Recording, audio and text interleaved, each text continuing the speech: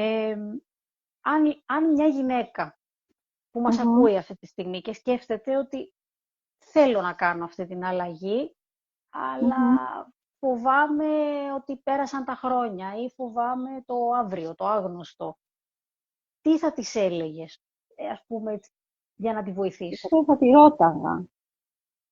Το που ρωτάμε συνήθως, το πόσο ακόμα πιστεύεις ότι μπορείς να μείνεις εκεί που είσαι και τι αντίτιμο πληρώνεις όσο μένεις εκεί.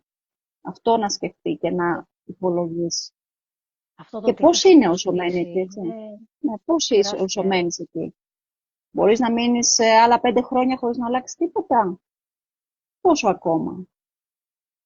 Ξέρεις, και ποιος λέει τελικά ότι περνά μια ηλικία δηλαδή και δεν έχουμε ευκαιρίες. Αυτό δεν το καταλαβαίνω. Το διάβαζα προχθές, δεν ξέρω αν ξέρεις την ιστορία του Γιαννούλη, του Χαλεπά, του Γλύπτη. Μμμ.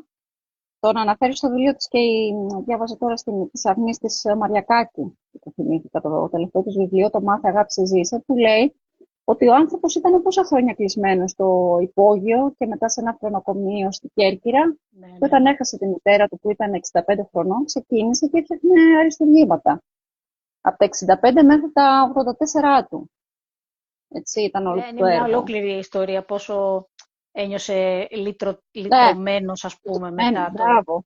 Και Έτσι. είχε και ένα απίστευτο δυναμικό που το έκρυβε πάρα πολλά χρόνια και βγήκε όμως αυτό το δυναμικό. Οι άνθρωποι έχουμε τόσο δυναμικό μέσα μας. Αυτό, εκεί θέλω να καταλήξω.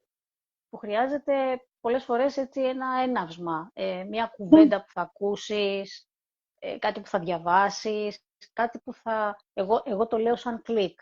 Αυτό το κλικ που θα κάνει το το κλικ, μυαλό ναι. σου και θα πεις όχι άλλο, θα πεις φτάνει πια, θα πεις Κάποια. τώρα εγώ, θα πεις θέλω να κάνω βήματα μπροστά. Αυτό το κλικ. Εγώ το λέω κλικ πάντα. Εννοείται ότι είναι ένα κλικ τελικά η απόφαση, έτσι. Μια ενθάρρυνση Βέβαια. για να τους Είναι γίνει πολύ αυτό το κλικ. σημαντικό. Πολλές φορές θέλουν έναν άνθρωπο που λένε να πιστέψει σε εμάς για να Αυτό το γίνει αυτό το κλικ. προχώρα. Ναι, πιστεύω σε Αυτό, σένα, προχώρα. Είσαι αρκετή, είσαι αρκετός, έτσι, αυτό. δηλαδή θα Αυτό τα θα έλεγα λοιπόν καταφέρεις. στην Ναι. οποιαδήποτε γυναίκα, οποιαδήποτε